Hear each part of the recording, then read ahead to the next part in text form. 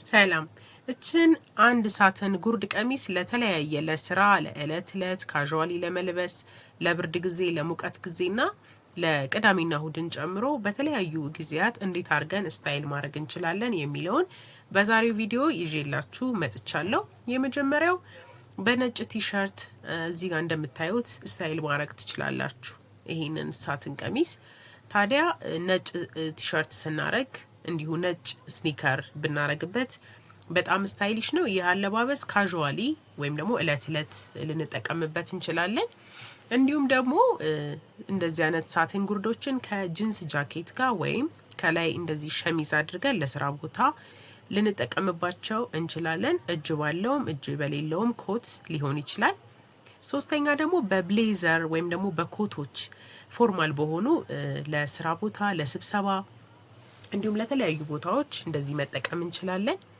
እንዲሁም ደግሞ ይሄንን ጉርድ እዚህ ጋር እንደምታዩት እንደዚህ ሌስ ባለው ከላይ ቶፕ መልበስ እንችላለን። በጣም ነው የሚያዘንጠው። ለመዝናኛ ቦታ ለእለት እለት ወጣ ስንልም ማድረግ እንችላለን። በጣም ነው የሚያዘንጠው።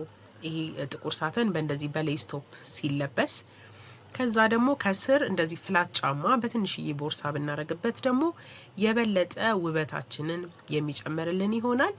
እንዲሁ ደግሞ ሌዘር ጃኬትም አብሮ በጣም ይሄዳል ከዚህ ጉርድ ጋር እና ቡትስም ረጅምም ሆነ አጭርም ቡትስ አድርገን ደግሞ እንደዚህ ከላይ ሹራብ አድርገን ወይም ደግሞ ጂንስ ምንድነው ሌዘር ጃኬት አድርገን በቡትስ ብርድ ካለ መጠቀም እንችላለን። በጣም ነው ይሄም የሚያምረው። እንደዚህ እንደምታዩት በጣም ስታይሊሽ ነው።